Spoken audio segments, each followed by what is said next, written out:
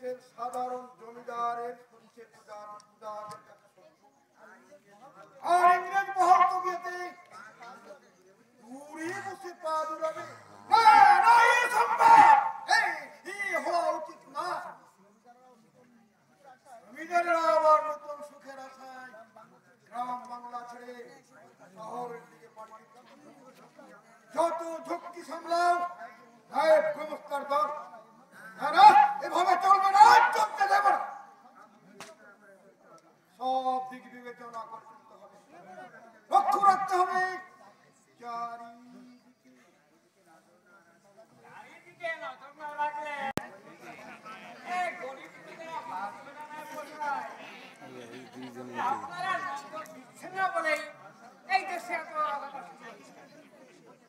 তুমি কি বলতে চাইছো তখন?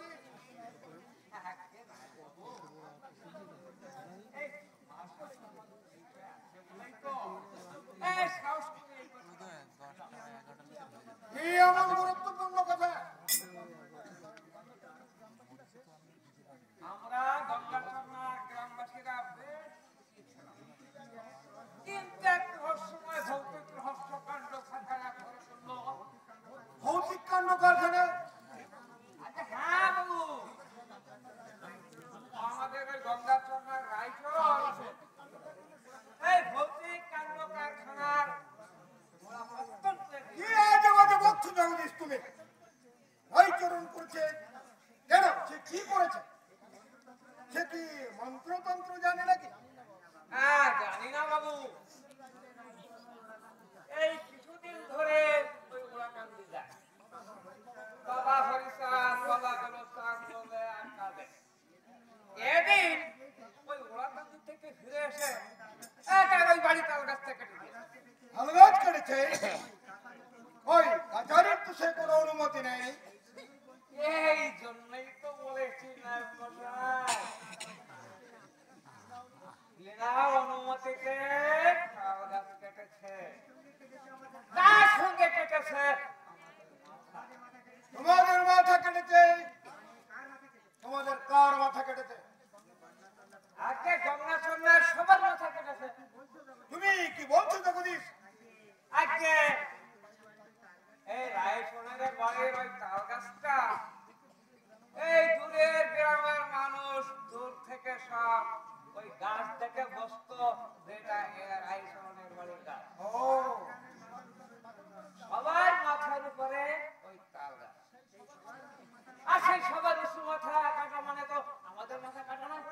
অবশ্যই অবশ্যই। উঁচু স্থান সর্বাগ্রে, নিচুরা উঁচুর দিকে চেয়ে থাকে, নিচুরা চাই উঁচু হতে, কিন্তু নিচু উঁচুর ভেদাভেদ বৈষম্য না থাকলে চলবে কেন? বলি হাতের 5টা আঙুল যদি সমান হতো, হাত কি মুঠো করা যেত? কাজ করা যেত না, এই ভাত খাওয়া যেত না, যেত না। তাছাড়া ওই তাল গাছের তাল অতি মিষ্ট। ও আমরা প্রতিবাসীরা খাই। আমরা যদি জানতে পারতাম ওই হারামজাদা তাল গাছ কাটছে, আমরা বাধা দিতাম। রাই স্নান আমাদের মুখের গ্রাস কেটে নিয়েছে না বাবু, তাই আমরা কিছু পাল্টা করি ভেবে রায়চরণ আজ রাত্রে তার নিজের বাড়ি আগুন ধরিয়ে দিয়েছে। এই গ্রামের সবাই আগুন নেভাতে গেছে। রায়চরণ আপনার বিরুদ্ধে নালিশ জানাতে পারে, তাই আগে হবে আমি এলাম। হুজুর একটা ব্যবস্থা নিশ্চয় নিশ্চয় এর ব্যবস্থা করবো আমি। আচ্ছা জগদীশ, রায়চরণ কি বেল গাছ, নিম গাছ এসবগুলো কেটেছে? বেল গাছ কি নিম গাছ কেটেছে তা আমি জানি না, তাল গাছটা কেটেছে।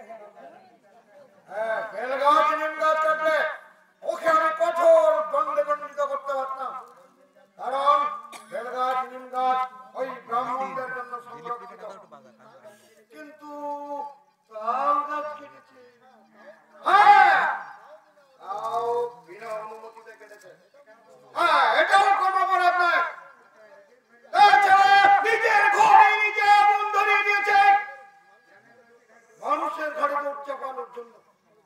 এই একটা প্রচন্ড ষড়যন্ত্র। এটা এর কঠোরতম শাস্তি দিতে হবে।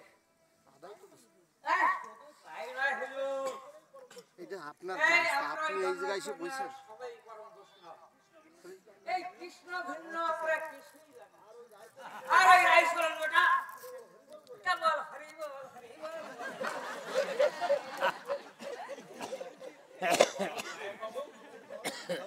ওই মলার সাথে যার নাম হরি বল, ওই মলার সাথে যার নাম, এইটা কি জ্ঞান্ত মানুষের পক্ষে শোভা পায়? এটা কি ধর্মের মধ্যে অথবা নয়? কি বলছেন আমার ইষ্টমি? হরিকার আত্মারে হরিবল। ছি ছি ছি ছি। এই মোড়ারা নিয়ে গ্রামের মধ্যে বসবাস করছে, আর তোমরা তাকে কিছু বলছো না। ও তুই তো বুঝাচ্ছি, শুনে কার কথা? কারও কথা শুনে না। বলে যা করে বাবা হরিচাঁদ, যা করে বাবা গোলকচাঁদ। এই চরণকে গোলক পাগলের পাগলামিতে ধরেছে। পাগলামি আমি ছাড়িয়ে দিচ্ছি। আমার ভালোই জানা আছে। প্রতাপ, প্রতাপ। আমাকে ডেকেছেন বাবু?